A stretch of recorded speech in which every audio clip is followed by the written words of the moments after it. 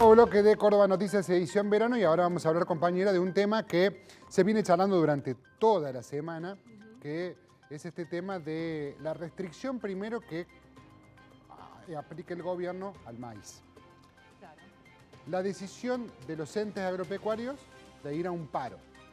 Y la posterior polémica a todo esto. Claro. Y vos decís, es lo que se viene hablando en estos días y va a seguir dando que hablar, Chelo. Y mucho porque después el gobierno levanta la medida y ahora las entidades de campo levantan la medida de protesta.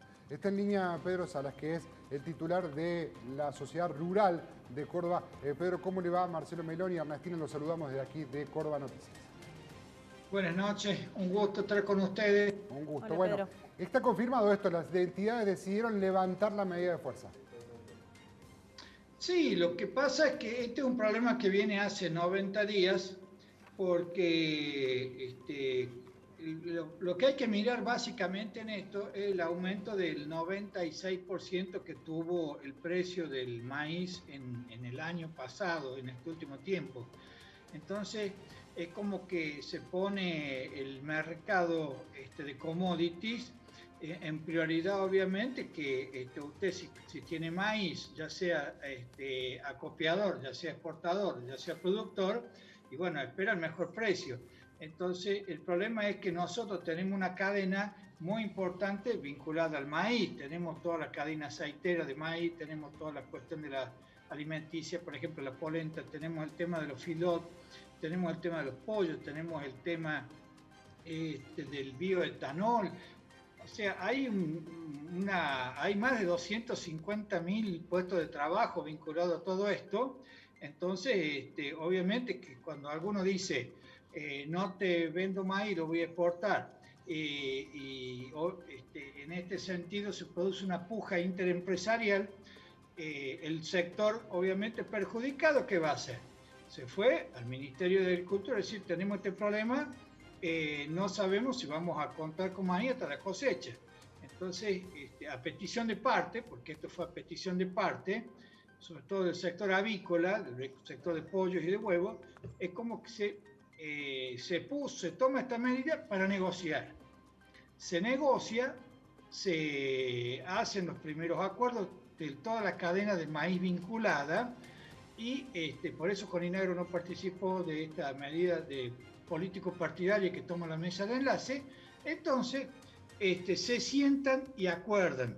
Obviamente que esto va a continuar porque el acuerdo consiste en un control entre todas las partes a fin de no desabastecer al mercado interno, de tener un sistema de compensaciones a próximo y también generar un fideicomiso a fin de que los productores tengan un instrumento financiero importante a los efectos de que la producción de maíz siga como está trabajando. Lo que pasa en esto, no nos podemos nunca dejar de mirar lo que es el contexto, ya sea el de la pandemia y ya sea el interno con respecto al tema de los precios, porque esto también incide en la canasta básica familiar. Digamos, al maíz, nosotros consumimos maíz. Claro. Salas, ¿se espera una respuesta favorable por parte del Gobierno Nacional? Convengamos que después de este vaivén desde todas las partes se ha solicitado y se reitera la necesidad de reunirse con el presidente Alberto Fernández. ¿Ustedes esperan una respuesta favorable para poder continuar con las negociaciones y no seguir tomando medidas de fuerza? Mire, las medidas de fuerza de lo que nosotros hemos podido analizar no han tenido efecto, digamos, porque han entrado el mismo número de camiones que siempre a Puerto y a los distintos lugares. Lo que sí, nosotros, dentro del grupo de otras rurales, que no hemos adherido al paro que hemos trabajado con Coninagro y estamos cercanos al Consejo Agrario Nacional, porque era una cuestión específica.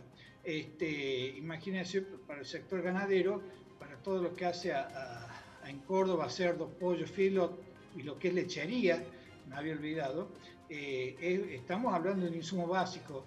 Entonces, como que nosotros lo hemos tomado en un contexto sectorial de lo que es la cadena de maíz. Entonces, yo creo que la mesa de enlace un poco respondiendo a algunas cuestiones, como sí, le digo... uno entiende, Sala, uno entiende que, a ver, claramente entre los dirigentes de la mesa de enlace también hay una cuestión política partidaria en la hora de tomar decisiones. Ahora, ayúdenme a entender esto. El gobierno en algún punto tiene que intervenir, porque si no interviene, como bien dice usted, hay muchos sectores de Córdoba, por ejemplo Córdoba, o por ejemplo Santa Fe, toda la cuenca lechera, que termina muy perjudicada porque tiene que darle de comer a las vacas, por ejemplo, o al chancho o al pollo. Hola. ¿Me escucha ahí? ¿Me escucha un poco mejor? Hola. ¿Me escucha? Hola. Bueno, estamos con problemitas de... Ahí volvió. Ahí volvió. Le decía esto de que me ayude a interpretar esto de que el gobierno en algún punto tiene que intervenir, porque si no hay mucha gente que se queda sin, por ejemplo, darle comer las vacas en Córdoba, la cuenca lechera en Córdoba, Santa Fe, termina siendo muy complicado, ¿no? Mire, el problema también nace porque muchos que retenían maíz lo estaban cobrando más caro de lo que era el precio de tabla. Entonces ahí también se produce otro conflicto, como le digo yo, mírenlo en un tema interempresarial, sectorial de lo que es la cadena del maíz en sí, porque si nos ponemos a mirarlo en un concepto como que fuera global, digamos, nos vamos a ir del centro y ahí es donde no se resuelve nada. Entonces, esperemos que esto, obviamente que ni siquiera el mismo gobierno compartía la medida que había tomado, de lo que yo pude comer, pero ¿cuál era la necesidad? De sentar a las partes, concertar, mantener los contratos, recuperar los convenios y los acuerdos que son históricos, porque en la cadena del maíz nosotros este año se produjeron más de 50 millones de toneladas, 52 si no me equivoco. Se habían vendido 34 millones. Entonces, el remanente que quedaba de esta parte que se había ya producido en agroindustria nuestro, quedaban 4. Bueno, resulta que después empieza a aparecer que era un poco más grande el número, por algunos que lo tenían sin declarar lo habían manifestado. Por lo que entonces, se empieza a destrabar el conflicto. Y lo importante de esto es que no se paró la cadena alimenticia, no hubo un parate en ninguna fábrica. Imagínense el complejo del maíz tiene, como les digo, más de 250.000 puestos de trabajo.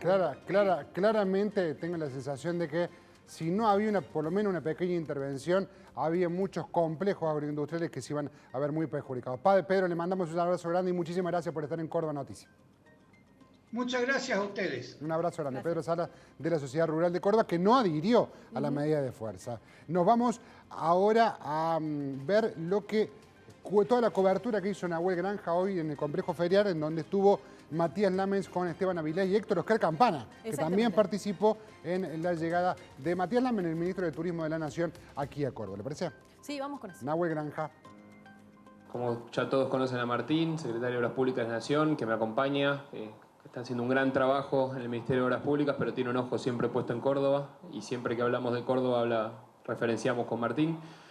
Pichi recién contaba de la importancia de este evento que tenemos por delante, de la final de la Copa Sudamericana, de lo que pudiera haber sido eventualmente si no tuviéramos pandemia, de la importancia que tendría por el impacto turístico, pero creo que hay una oportunidad que recién marcaba Pichi, que es cierta, que no podemos perder, que es la posibilidad de mostrarle Córdoba al mundo. Estamos trabajando para generar contenidos a través del ImproTour también, para que esta final sea una posibilidad también de mostrarle todo lo que representa Córdoba, no solamente, por supuesto, en términos deportivos, sino también los paisajes, los lugares que tiene Córdoba para visitar. Yo creo que Córdoba tiene un enorme potencial para convertirse además en un destino internacional, desde ya que en términos locales, en términos de turismo interno, es uno de los más importantes de la Argentina. El otro día, cuando dábamos una conferencia de prensa con el jefe de gabinete, contábamos que tanto Córdoba como la costa atlántica configuran más del 60% de las preferencias de los argentinos que viajan por todo el país.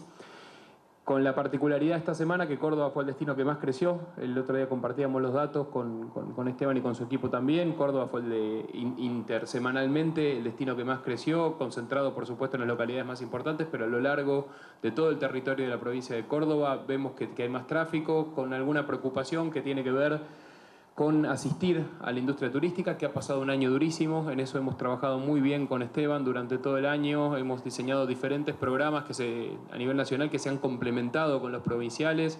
Más de 60.000 pesos hemos invertido desde el Gobierno Nacional para sostener a la industria turística, que para nosotros es una industria estratégica en lo que tiene que ver con la recuperación de la Argentina. Ustedes como cordobeses y cordobesas lo saben tanto o mejor que nosotros. El turismo es una actividad redistributiva, federal, que genera muchísimo empleo, muchísimo trabajo de todo tipo, formal e informal. Cuando se mueve el turismo, se mueve toda la economía. Y en muchas provincias y en muchas ciudades...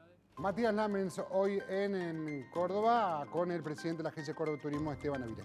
No tenemos mucho tiempo, simplemente les recomiendo, ya sabe, si tienen que ir, están buscando un traje de 15 en la promo de Edith, 5.000 pesos, va, alquila allí en Barrio Jofre y el traje del papá va gratis, ya lo sabe, es la recomendación que hacemos siempre. Increíble promo. Increíble promo. Nos vemos mañana. Nos vemos mañana, Chelo. Gran trabajo en el día de hoy, gran Córdoba Noticias con muchísima información. Nos reencontramos mañana. Muchas gracias. Chau, chau.